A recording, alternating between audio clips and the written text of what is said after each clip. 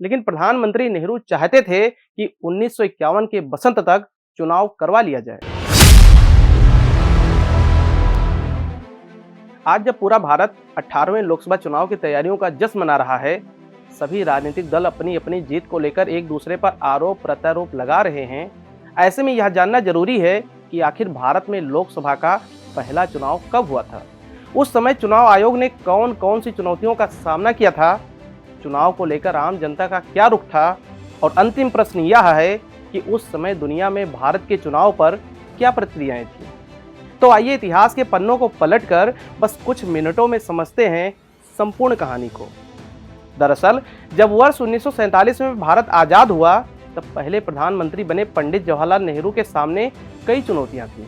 उन्हें बिखरती कांग्रेस को भी संभालना था और नए नए आजाद हुए देश को भी खड़ा करना था। लेकिन सबसे अधिक चुनौती थी लोकतांत्रिक ढंग से चुनाव करवाने की। प्रसिद्ध साहित्यकार रामचंद्र गुहा अपनी किताब इंडिया आफ्टर गांधी में लिखते हैं कि आज़ादी के 2.5 साल बाद मार्च 1950 में सुकुमार सेन को मुख्य चुनाव आयुक्त बनाकर चुनाव आयोग का गठन तो कर दिया गया, लेकिन प्रधानमंत्री नेहरू चाहते थे कि 1951 के बसंत तक चुनाव करवा लिया जाए। लेकिन हर चीज को एकदम जीरो से शुरू करने के कारण सुकुमार सेन के लिए ये बहुत मुश्किल काम था। इसीलिए सुकुमार सेन ने नेहरू को कुछ दिन इंतजार करने के लिए कहा, क्योंकि उस वक्त लगभग 85% से ज़्यादा आबादी ना तो पढ़ना जानती थी और ना ही लिखना। ऐसे में मतदान पत्र, मतदान पेटी और पार्टियों के लिए चुनाव चिन्ह तैयार करना बड़ी चुनौती थी। इसके अलावा आम चुनाव के साथ साथ राज्यों के विधानसभा चुनाव भी करवाए जाने थे। चुनाव आयोग ने वोटर लिस्ट तैयार करने के लिए एड़ी चोटी का जोर लगा दिया। इसमें भी समस्या ये थी कि महिलाएं अपना नाम लिखवाने से हिचकती थी। इसका नतीजा यह हुआ कि वोटर लिस्ट से लगभग 28 लाख महिलाओं का नाम काट दिया गया। कड़ी मेहनत और अथक प्रयास करने के बाद भारत के पहले आम चुनाव में लगभग 17 करोड़ 50 लाख मतदाता रजिस्टर्ड हुए। उस समय 21 साल या उससे ज़्यादा उम्र के लोगों को ही वोट देने का अधिकार था, क्योंकि 18 वर्ष का वर्तमान प्रावधान राजीव गांधी सरकार के समय वर्ष 1989 में बनाया गया। भारत में जब पहले आम चुनाव की तैयारियां चल रही थीं, तब दुनिया में काफ़ी उथल पुथल थी। वियतनाम अपनी आज़ादी की लड़ाई लड़ रहा था, उत्तर कोरिया और दक्षिण कोरिया में भी जंग जारी थी। उसी साल जॉर्डन के शाह, ईरान के प्रधानमंत्री और पाकिस्तान के प्रधानमंत्री लियाकत अली खान की भी हत्या कर दी गई थी। आज़ादी के बाद ही कांग्रेस भी बिखरने लगी थी। जेबी कृपलानी ने कांग्रेस से अलग होकर कृषक मजदूर प्रजा पार्टी बना ली थी। गांधीवादी नेता रहे जयप्रकाश नारायण ने भी सोशलिस्ट पार्टी बना ली। इनके अलावा दक्षिणपंथी पार्टी जनसंघ भी थी, जिसकी स्थापना श्यामा प्रसाद मुखर्जी ने किया था। अंतरिम सरकार में मुखर्जी केंद्रीय मंत्रिमंडल में मंत्री रहे थे। आखिरकार 1952 के शुरुआती महीनों में चुनाव करवाना तय हुआ, लेकिन कुछ सुदूरवर्ती इलाकों में महीनों पहले ही चुनाव कराए जाने थे। पहले आम चुनाव में प्रचार का तरीका भी गजब था। जगह जगह पर्चे और पार्टी के चुनाव चिन्ह लगाए गए थे। कलकत्ता में तो गायों की पीठ पर बंगाली में लिखवा दिया गया कि कांग्रेस को वोट दें।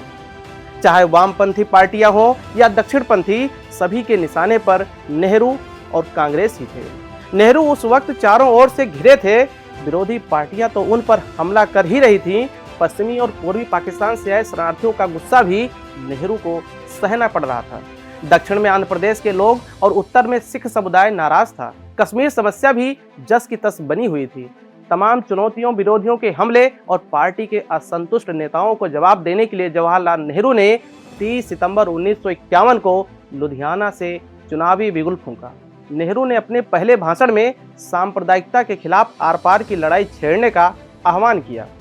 यही नहीं, 2 अक्टूबर को नेहरू ने दिल्ली में एक बड़ी रैली किया, जहां उन्होंने अपने भाषण में सांप्रदायिकता को सबसे बड़ा दुश्मन बताया।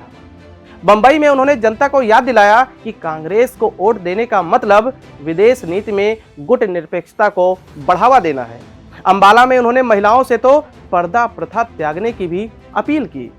जेबी कृपलानी, डॉक्टर BR अम्बेडकर और जयप्रकाश नारायण सरीखे नेताओं से तमाम मतभेद होने पर भी नेहरू रैलियों में इनकी तारीफ करते थे। पंडित नेहरू ने 9 हफ्ते के चुनावी अभियान में लगभग 300 रैलियों को संबोधित किया। रैलियों से इतर उन्होंने सड़क किनारे खड़े होकर भी लोगों से बात की। उस समय नेहरू की इतनी पॉपुलैरिटी थी कि लोग उनको सुनने के लिए दूर दराज से आते थे। ऐसा ही एक किस्सा नेहरू की खड़गपुर शहर की रैली का है, जहां नेहरू को सुनने के लिए एक गर्भवती महिला भी पहुंची थी। नेहरू का भाषण चल ही रहा था कि उसी समय महिला को प्रसव पीड़ा शुरू हो गई। आनंद आनंद में लोगों ने उस महिला के चारों तरफ घेरा बना दिया और सकुशल बच्चे का जन्म हुआ। इस घटना से तत्कालीन समय में नेहरू की पॉपुलैरिटी का अंदाजा लगाया जा सकता है। भारत में ऐसे समय चुनाव हुए थे जब देश की 80% से ज्यादा आबादी अशिक्षित थी, लेकिन इसके बावजूद लोगों को अपने वोट की कीमत पता थी। उस समय के चुनाव में केरल की कोट्टायम सीट पर सबसे ज्यादा वोटिंग हुई थी, जहां 80% से ज्यादा वोट पड़े थे। वहीं सबसे कम महज 18% वोट मध्य प्रदेश की शहडोल सीट पर पड़े थे। उस समय उत्तर से लेकर दक्षिण और पूर्व से लेकर पश्चिम तक सभी लोग मतदान को लेकर उत्सुक थे। उड़ीसा के जंगली इलाके में आदिवासी समुदाय के लोग तो वोटिंग करने के लिए तीर धनुष लेकर पोलिंग बूथ गए थे।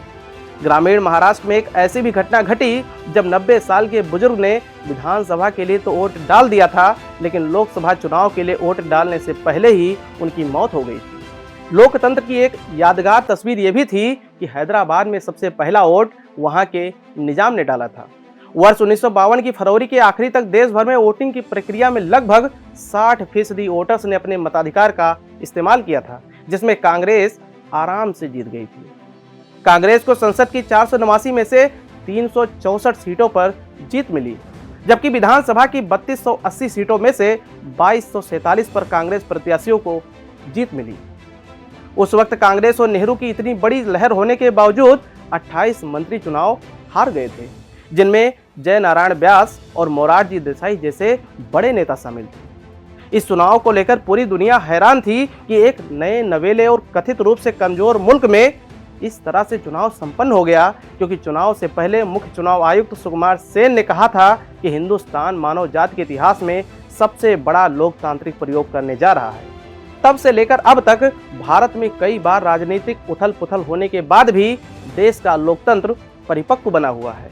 अब आने वाले भविष्य में हम युवाओं को एक ऐसा उदाहरण प्रस्तुत करना चाहिए जिससे पूरी दुनिया पुनः आश्चर्यचकित हो।